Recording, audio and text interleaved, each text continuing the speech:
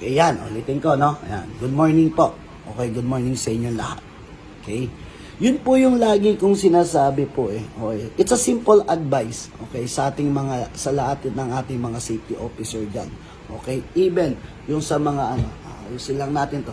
Okay? Even do sa mga professional na o ano natin, yung mga baguhan, lalo-lalo na yung mga baguhan. Several times, ina-advise namin na kapag ikaw naging safety officer or you are a boss or coach holder, you always use yung pinaka-sinasabi natin na puso at isip natin. Bakit? You need to focus kasi katulad ng sinabi ko, no? Kapag iniisip mo lang na kumikita ako, yes, safety officer ako, sumasahod ako, yes, safety officer ako, okay yung income ko. Hindi mukhang baliktad yung mukhang may mali doon sa mindset natin na ganun. Okay? Sabi nga natin, being safety officer, you need to use your heart and brain. Okay? O yung natin, yung sinasabi natin, isip natin, okay? Bakit? Kasi, in your career, no, you're looking forward to the next step in your career. No, marami kasing mga safety officer guys, hindi ko nilalahat naman, na they happy na yun lang yung position nila, safety officer, etc. Hindi ko nila lahat. Hindi wala naman tayong pinaano dito.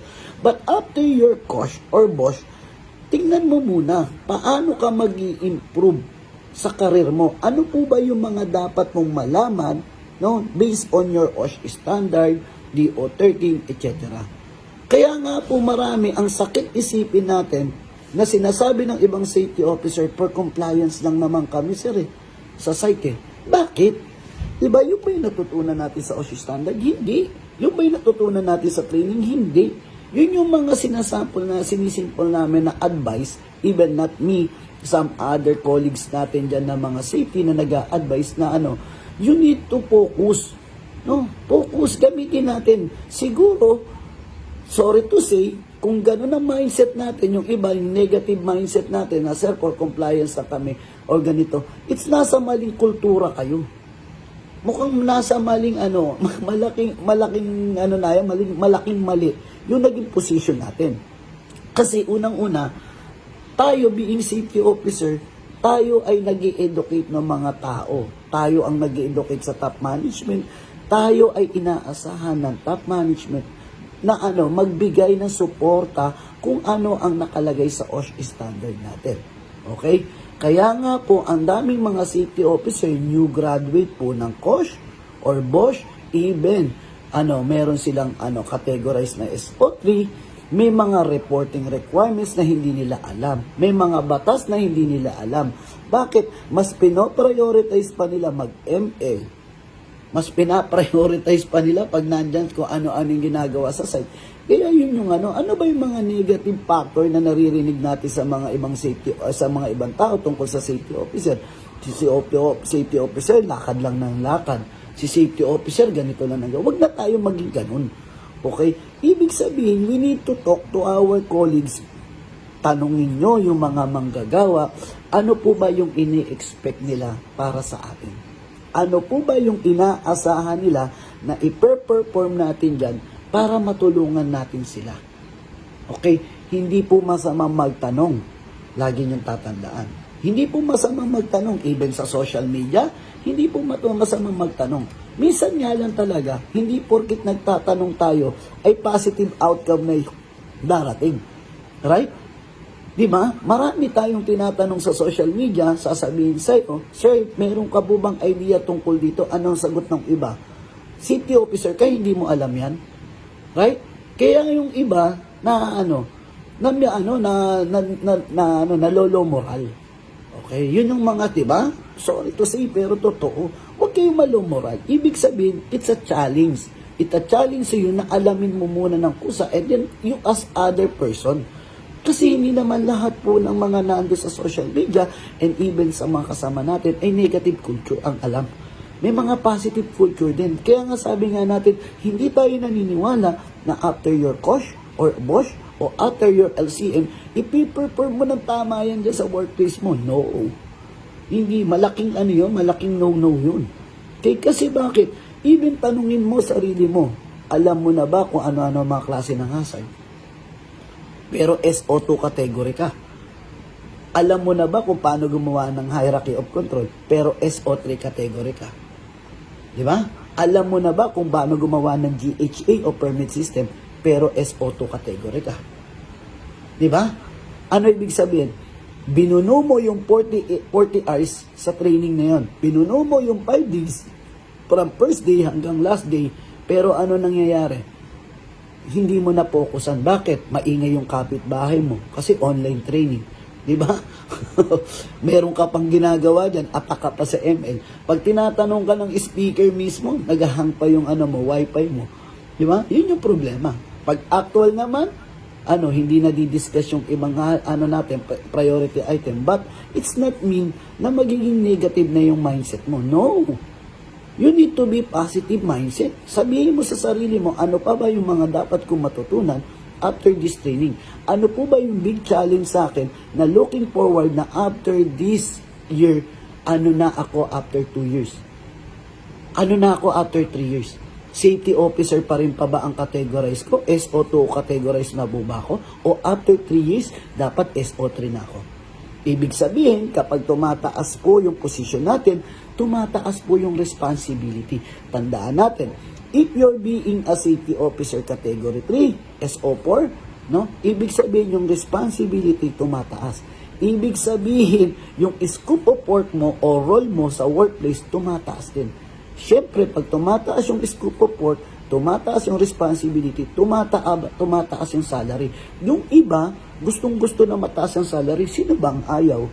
Lahat naman tayo gusto na mataas ng salary. Pero tingnan mo, in the back of that, it's ano po ba yung big responsibility na papasanin mo? Kaya mo po ba yung responsibilidad? Right? Yan yung lagi ko sinasabi. Okay? Huwag masyadong magmadali. No? Kasi unti-unti yan. Okay? Hindi ko sino-compare yung sarili ko. Okay? Pero I learned a lot from my previous experience, no? Kung paano ko dinahandahan, kung paano ko halos pinatay. Reality, pinatay yung sarili ko dahil sa pagmamahal ko sa pagiging safety officer ko. Okay, paano ko, no, ginide. Meron ako nakaaway, natural lang, meron kang nakaaway. Hindi naman tayo anghel para pag sinabihan kang pogi, hindi ka magre-react. Right? Huwag mo sabihin pag sinabihan kang pogi, hindi ka magre-react. Siyempre, magre-react ka. Di ba? May sulat yung mukha mo, puro tinta, tas sasabihin sa'yo, pogi. Hindi magre-react ka. Hindi, joke lang. Okay. Yun yung sinasabi natin. Pero gamitin natin yung tapang natin, yung talino natin sa tamang pamamaraan. That's the supervisory capacity. Kasi guys, pag tayo ay naging safety officer na, tayo ay supervisory capacity na. Supervisory. Ibig sabihin, pwede ka na mag-utos ng tamang pamamaraan ng pag-utos. Pwede ka na magpasunod ng mga tao na naglumalabag. Mahirap po pasunurin yung tao na hindi naman umaano. Diba? Hindi naman nakikinig. Paano mo sila pupush na makinig sa'yo? That's the challenge.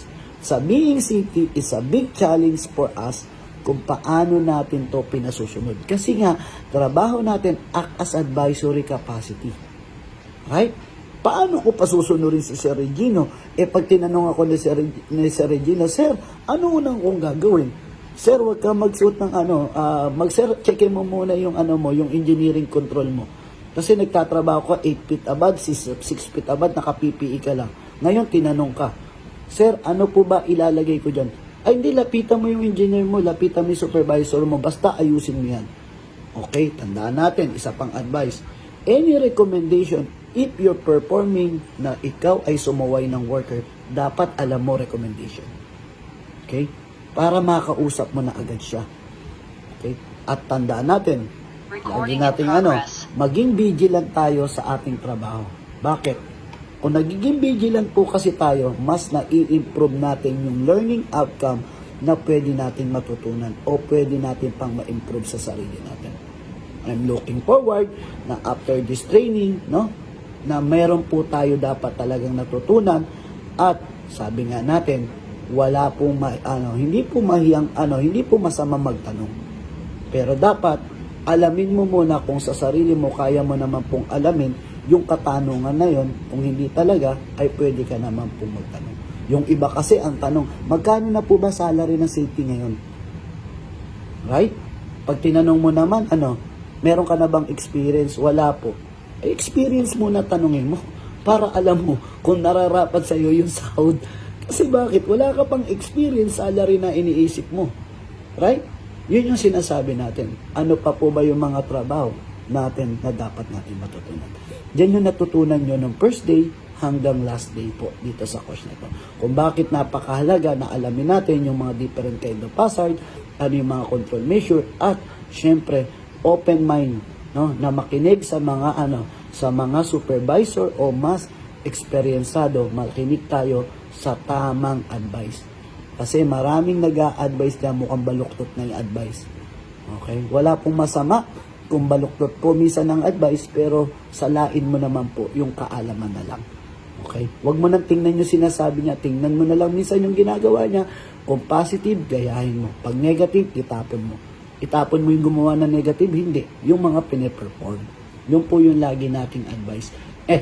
Sana matutunan natin. And we looking forward, ito po naman ang isa sa mga natin. We looking forward na magkaisa po tayo kung paano natin pinopromote o ipopromote ang safety culture sa workplace. Kasi alam natin na tayo mismo ay hirap na hirap in our local here in the Philippines to promote a safety.